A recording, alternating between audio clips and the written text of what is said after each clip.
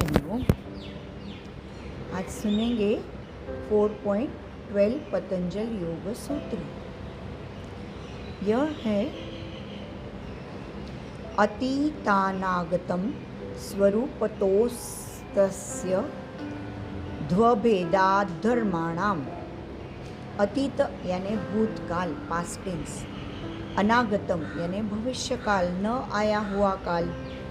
स्वरूपतः यानी स्वरूप में। अस्ति यानी होता है। अध्व यानी मार्ग। भेदात यानी भिन्नता की वजह से। धर्माणाम यानी गुण धर्मानुसार, यानी गुण धर्म के अनुसार।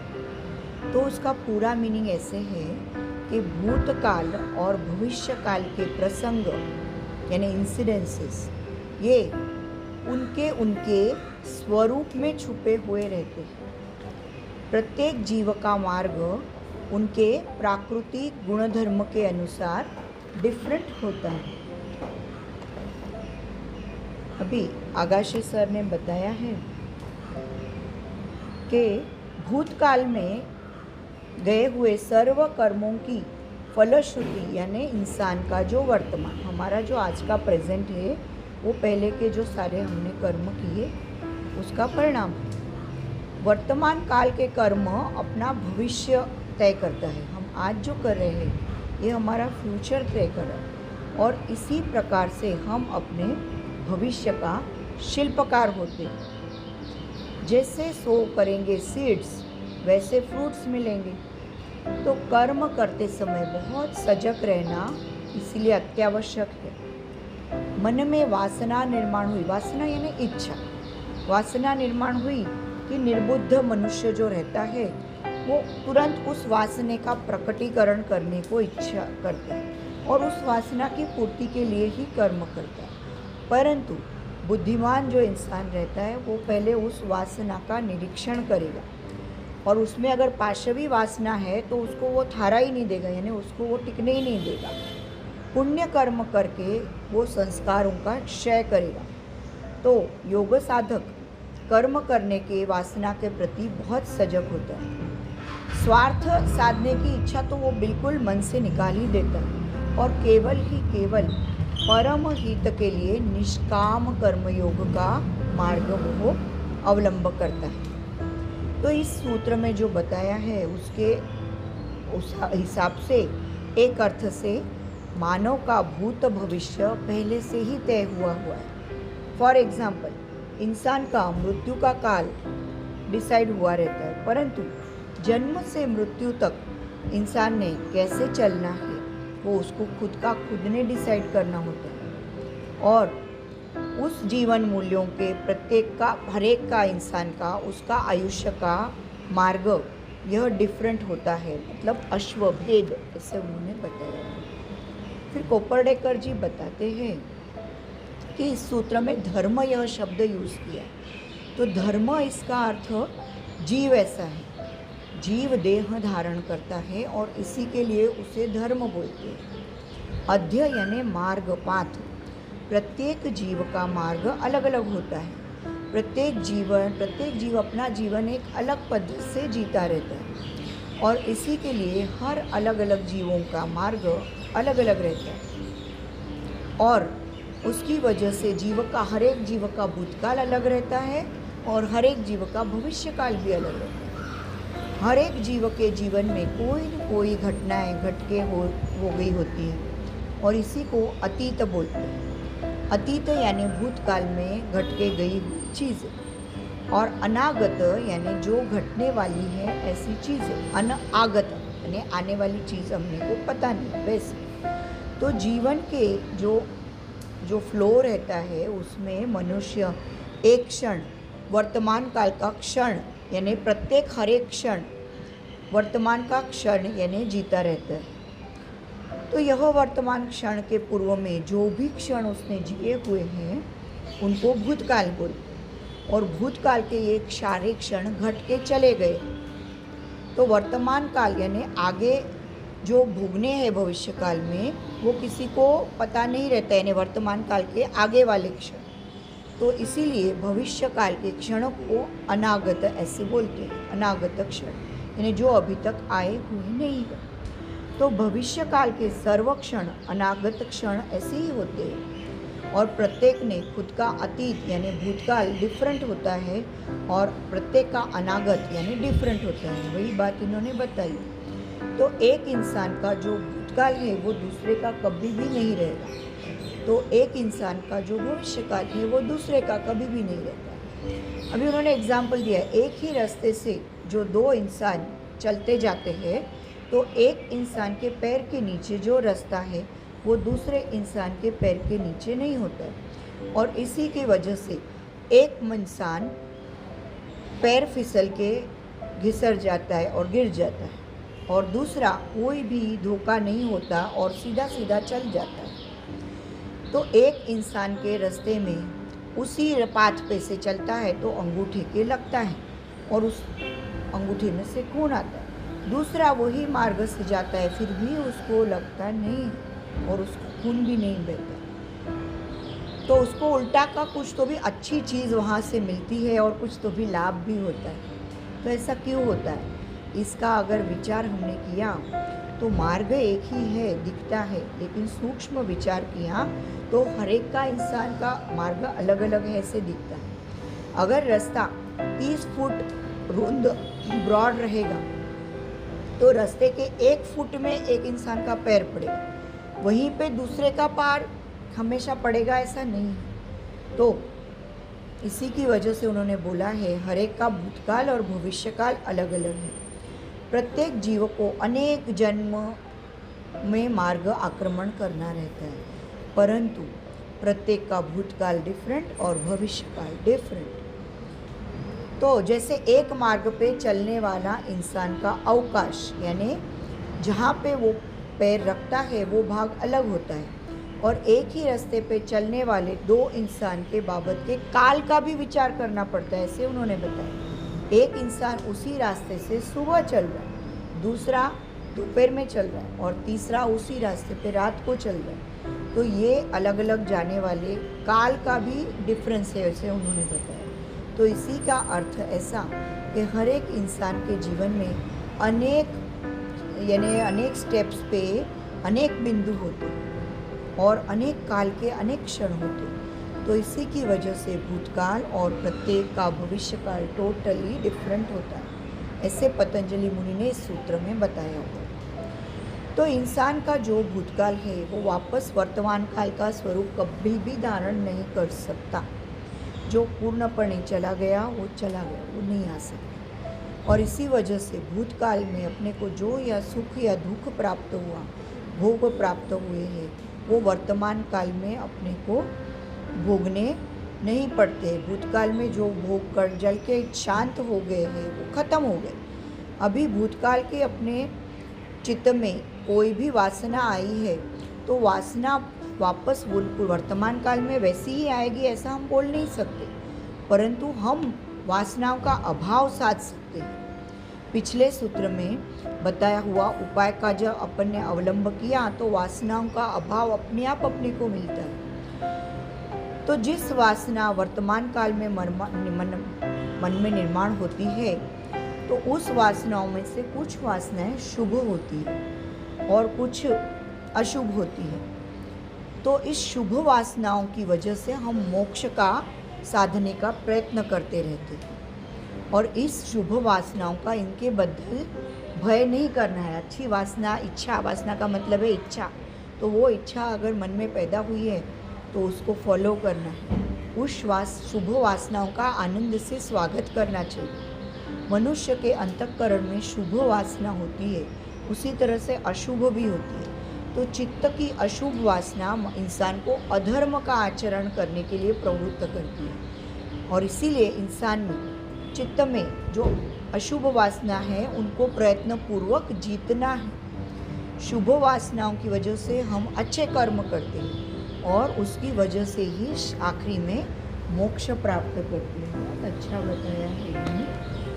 स्वामी आनंद जी ने बताया है कि इस योग शास्त्र में ये एक बहुत इम्पोर्टेंट सूत्र है। उन्होंने बताया इस सूत्र का अर्थ उन्होंने बताया डॉक्टर तैनी के जो उन्होंने जो टीका की हुई है उसके आधार पे है, और ओशो जी ने जो अर्थ बताया है वो अलग है।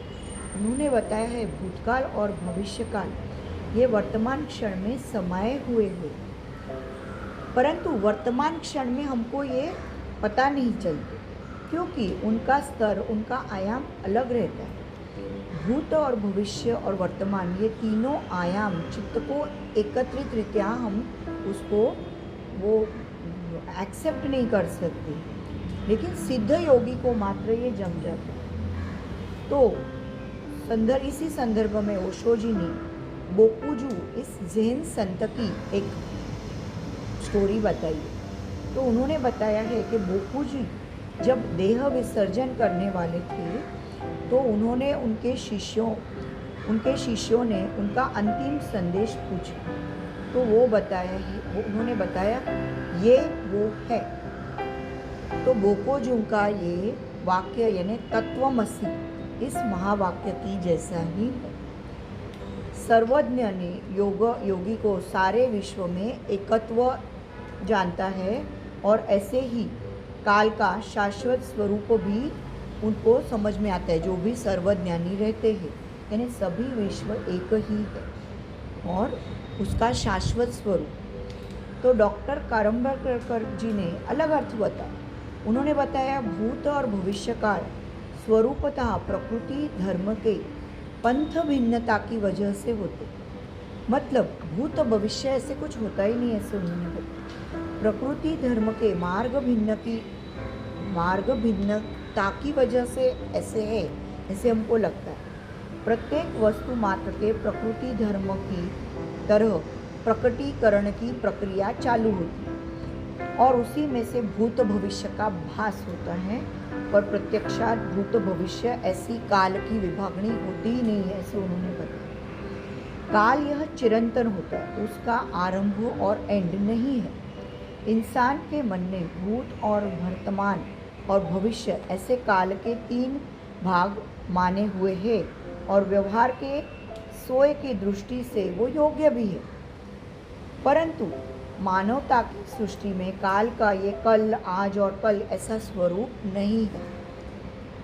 निसर्ग में काल यह शाश्वत है और इसीलिए उसे सनातन बोलते हैं। सूत्र 3.52 में क्षण और उसका क्रम, उसके विवेचन के संदर्भ में काल संकल्पना का विश्लेषण दिया हुआ है।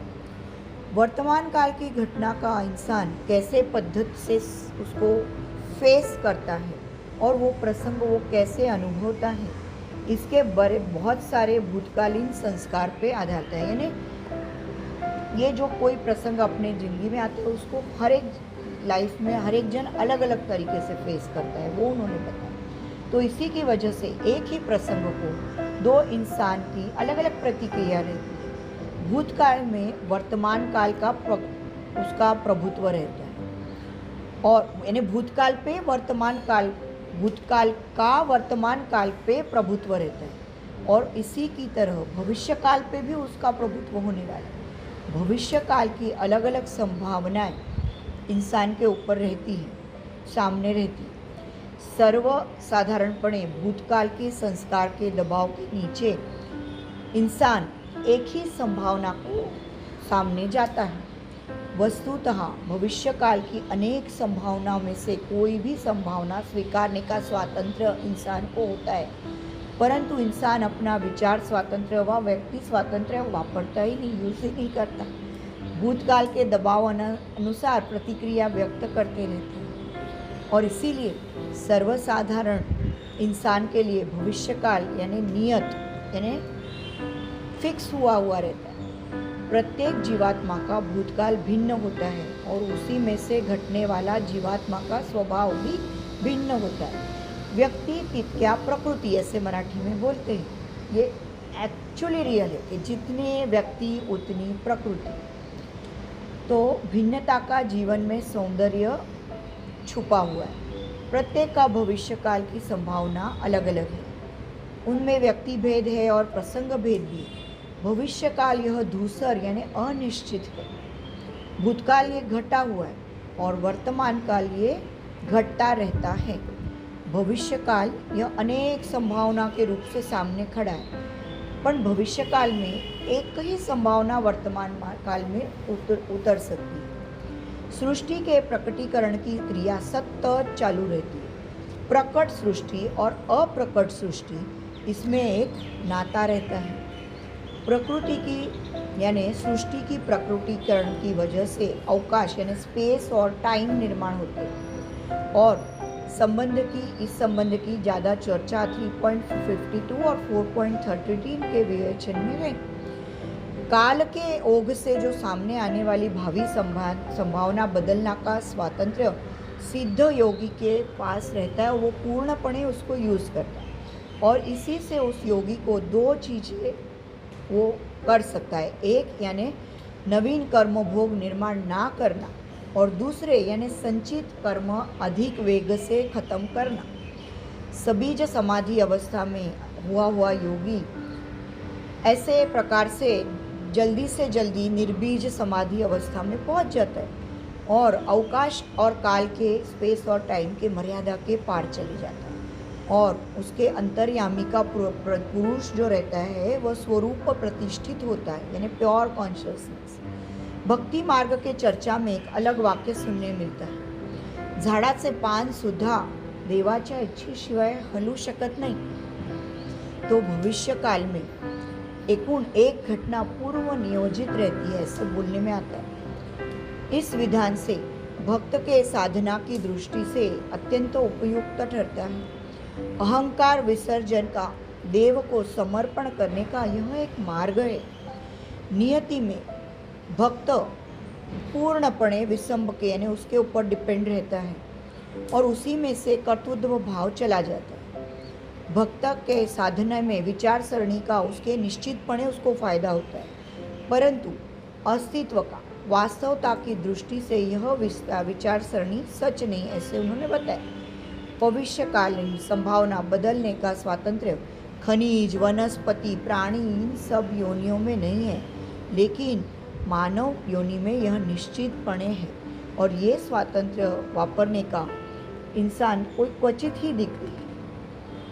फिर बुद्ध के काल की एक गोष्ट यानी स्टोरी वो बताते हैं कि ज्योतिष और तद उसके इतर शास्त्र का 12 वर्ष अभ्यास करके एक ज्योतिषी काशी से अपने नगर के पास वापस जा रहा था। रास्ते में नदी के किनारे रेती है, उसमें कुछ इम्प्रेशंस थे पैरों के, तो उसके अध्ययन के अनुसार वो जो पैरों के इम्प्रेशन वो ज्योतिष था, तो उसके हिसाब से वो पैरों के इम्प्रेशंस राजयोग बता रहा था। तो राजयोग जिसको है वो उसको फुल स्टेप्स को फॉलो करते करते वो गया, उसको लगा ये फुटस्टेप्स राजा के होने चाहिए, तो ऐसे वो उससे खातरी से वो गया पीछे, और जहाँ पे भगवान बुद्ध ध्यान को बैठे हुए थे वो वहाँ पे पहुँच गया। तो ज्योतिष ने बुद्ध को पूछा कि ये जो स्टेप्स है ये आपके हैं क्या? तो भगवान बुद्ध ने बोला यस, ये स्टेप्स मेरे हैं। तो ज्योतिषी ने बताया मैं माझी सर्व विद्या वाया गेली, यानी मेरा सब विद्या वाया गया। मैं तो सोचा ये तो राजा का है, तो जो शास्त्र सिखा है मैंने उसके अनुसार ये जो फुटस्टेप्स है ये तो राजा के ही होनी चाहिए, पर आप तो सन्यासी दिख रहे हैं। तो उसके ऊपर बुद्ध हंस के बोले तेरा साइंस एकदम परफेक्ट है, ये पावलों का स्वामी सम्राट हो सकता था, परंतु उसने नियति की दिशा ही चेंज कर दी और वो सन्यासी बन गया है। परंतु उसके वजह से तुझे डरने की ज़रूरत नहीं। तू जो लोगों के साथ व्यवसाय करने वाले हैं वो लोग नियत मार्ग से और अच्छे इससे जाने वाले हैं, तो उसी का भविष्य और शास्त्र की वजह से तुम अच्छे से बता सकोगे। तो सन्यासी व्यक्ति कुछ ही दिखते हैं, और ऐसे सन्यासी व्यक्ति तेरे पास भविष्य पूछने के लिए आने वाले नहीं है। तो तू निश्चितता से नगर में जा और अपना चरितार्थ शुरू कर। तो फिर बाद में सब कुछ ईश्वर की इच्छा से ही घटता है, तो वाच्यार्थ से ये सच माना, फिर भी कोई प्रसंग आ सकते हैं, खून, बलात्कार, भ्रष्टाचार इत्यादि सर्व पाप का स्वरूप ही बदल जाएगा। तो परोपकार, दान, धर्म, गुरु से मिलने वाली दीक्षा ये सब स्वरूप का ही स्वरूप बदल जाएगा। तो नियति यह पूर्व कर्म के अनुसार डिसाइड हुई रहती है, फिर भी उसमें बदल करने के चेंजेस अपने अपने में हो सकते हैं कि वो हम कर सकते हैं, और यह स्वातंत्र्य मानवीय जीवात्मा के पास निश्चितपणे है। बहुत बार यह स्वातंत्र्य हम यूज़ नहीं करते और नियत में जाके मिलके कर्म फलों का जो रहता है बहाव, वो हम उसमें उसका जो चालू ही रहता है, तो उसका वेग हम कम कर सकते हैं अगर हमने वो स्वातंत्र्य यूज़ किया। मुमुक्षु साधक जो है वो ये यूज़ कर सकता है। मुमुक्ष यानी जिसको मोक्ष प्राप्ति की वो लगी है, इच्छा हो गई। फिर निसर्गदत्त महाराजों के शिष्य गुरुवर्य श्री रमेश बालसेकर, इन्होंने दूसरे एक संदर्भ में ये संकल्पना बताई है कि जन्म के समय इंसान के ब्रेन में एक कंप्यूटर की चिप ऐसे डाल देते हैं भगवान, तो इंसान के सारे जन्म उस कार्य प्रणाली के हिसाब से होते हैं और उसकी वजह से भले बुरे कृत्य के वो जवाबदार नहीं होता, फिर भी वह कार्य प्रणाली जवाबदार होती है। तो इंसान के जीवन में पूर्व नियोजित ये जो नाटक चल रहा है हमारा पूरा, इस नाटक में एक साक्षित्व भाव की तरह भूमिका हमने रखनी चाहिए कि सिर्फ साक्षी भाव से देखना है जो कुछ भी चल रहा है हमारी लाइफ। तो इस सूत्र के विवरण में विमला जी बताते हैं कि कोई भी फल में बीज, बल के बीज में उस वृक्ष का भूतकाल समाया हुआ रहता है और भविष्यकाल भी अंतर्भूत रहता है। भूतकाल में ही भविष्यकाल छुपा हुआ रहता है। तो भूतकाल का संदर्भ लेना बंद किया तो एक प्रकार के हम भविष्यकाल का भी खत्म कर देते हैं। तो चित्तवृत्ति निरोध से हम भूतकाल के प्रामाण्य हम लोग नकार सकते हैं और भविष्यकाल भी नाही से कर सकते हैं। और इसी का स्वप्नावल कल्प विनाश में नहीं है और उसकी अनुभूति आती है। फिर ये जो विचार शब्दों में हमको डालने हैं, तो चित्त में पूर्व संस्कार का स्टोर हुआ रहता है और इसी पूर्व संस्कार में फ्यूचर के प्रसंग के सीड्स रहते हैं और ये पूर्व संस्कार या संचित हम ध्यान के सहायता से हमको कम करने हैं, तो भूतकाल और भविष्यकाल सब चला जाएगा। और एक प्रश्न मन में आता है कि मानवीय जीवात्मा खुद का व्यक्ति स्वातंत्र्य वापर के कैवल्य के मार्ग पे क्यों और कैसे जाता है? तो इनमें दो कारण आते हैं। पहला मुख्य कारण सत्संग, और एक कोई भी प्रगत यानी प्रोग्रेसिव साधक व सत्पुरुष का सहवास, और सत्पुरुष के जीवन देख के हमारे मन पे उसका सात्विक संस्कार होने लगता है और मुमुक्षता का बीज को सीड्स डालने जाते हैं, उसको खत पानी को सीड को डालते हैं। और दूसरा कारण यानी खुद के या अपने आसपास के जीवन का हमको ध्यान से और पूर्वग्रहित देखा हुआ है उसका विश्लेषण।